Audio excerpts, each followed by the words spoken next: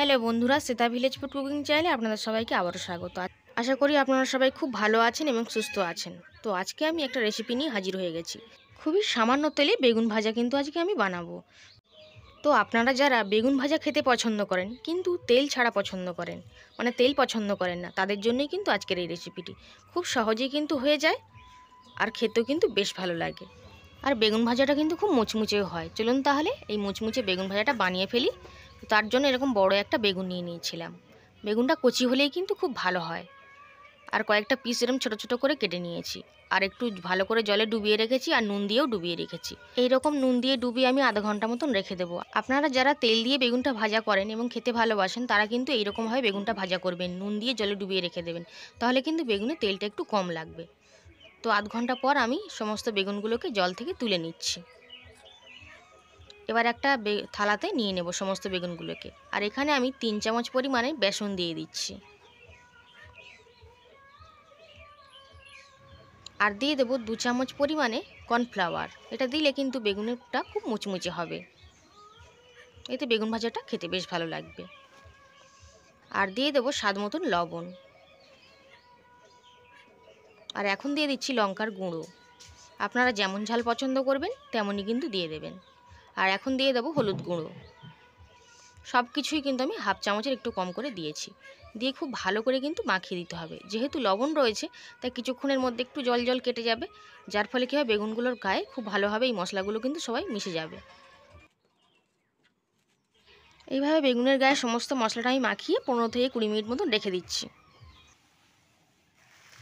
এখন উনানে আমি একটা এরকম কড়াই বসিয়ে দিয়েছি। দিয়ে 1 চামচ মতন সর্ষের তেল দিয়ে দিলাম। কারণ সর্ষের তেলটা একটু না দিলেও কিন্তু কড়াটা পুড়ে যেতে পারে, তো সেই জন্য আমি পুড়ে যায় ওই জন্য আমি অল্প সামান্য কিন্তু তেল দিয়ে দিয়েছি। দিয়ে বেগুনের টুকরোগুলোকে মানে যে কটাই ধরবে আর কি কড়াতে সে কটা আমি দিয়ে দেবো। আর গ্যাসের ফ্লেমটা কিন্তু একদম কমানো যাবে না, মানে মিডিয়াম রাখতে হবে। 4 পিস আমি দিয়ে দিচ্ছি, দিয়ে কিন্তু ঢাকা দিয়ে দেবো। ঢাকা দিয়ে ভেজে নেব। মানে গ্যাসের ফ্লেমটা মিডিয়াম রেখেই কিন্তু ভাজতে হবে। কিছুক্ষণ পর ঢাকনাটা খুলে নিয়েছি এবং এভাবে বেগুনগুলোকে উল্টে দিচ্ছি।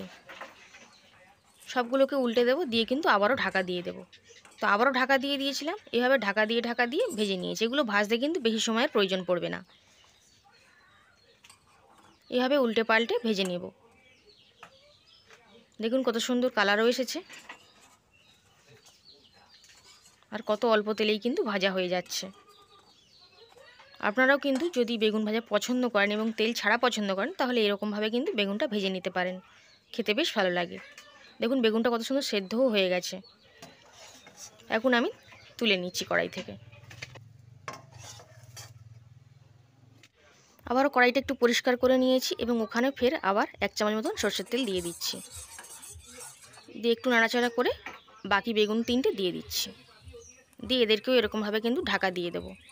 ঢাকা দিয়ে লাল লাল করে ভেজে নেব।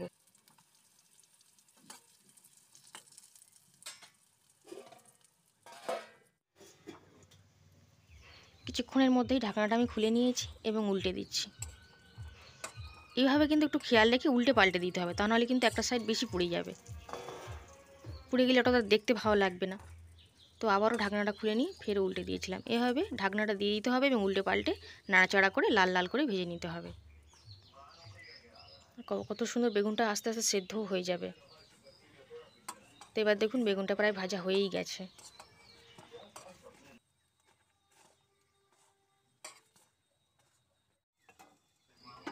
এখন সব তেল ছাড়া বেগুন ভাজাটা আমার হয়ে গেছে। তো কড়াই থেকে আমি তুলে একটা প্লেটে সাজিয়ে নিচ্ছি।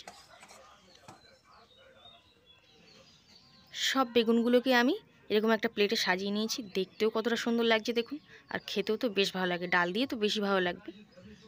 আর আপনারা যারা বেগুন ভাজা পছন্দ করেন অথচ তেল ছাড়া পছন্দ করেন তারা কিন্তু এরকমভাবে বেগুনটা ভেজে একবার খেতে পারেন। আশা করি আপনাদেরও বেশ ভালো লাগবে আর অল্প তেলেও কিন্তু ভাজা হয়ে যাবে। তো আজকে সামান্য পরিমাণ তেলের বেগুন ভাজার রেসিপিটা কেমন লাগলো কমেন্ট করে অবশ্যই জানাবেন। আর যদি ভালো লেগে থাকে অবশ্যই লাইক করবেন, শেয়ার করবেন এবং চ্যানেলে যদি নতুন বন্ধু হয়ে থাকেন চ্যানেলটা সাবস্ক্রাইব করে পাশে থাকবেন। প্রত্যেকটা বেগুন কতটা সুন্দর সেদ্ধও হয়েছে দেখুন, কোনো কিন্তু ভিতর থেকে কাঁচা নেই। আর গায়ে কিন্তু একটু তেলও পর্যন্ত নেই, আর প্লেটেও কিন্তু একটুও তেল লেগে নেই। প্রত্যেকটা বেগুনের তলাগুলো দেখুন, প্লেটের তলাগুলো। আর বেগুনগুলোও তো খুবই সুন্দর ভাজা হয়েছে। আর প্লেটেও কিন্তু কোনো রকম তেল ব্যবহার নেই। এটা খুবই স্বাস্থ্যকর। এখন একটা চামচ দিয়ে দেখে দিচ্ছি যে বেগুনগুলো কতটা মুচমুচে হয়েছে, দেখুন।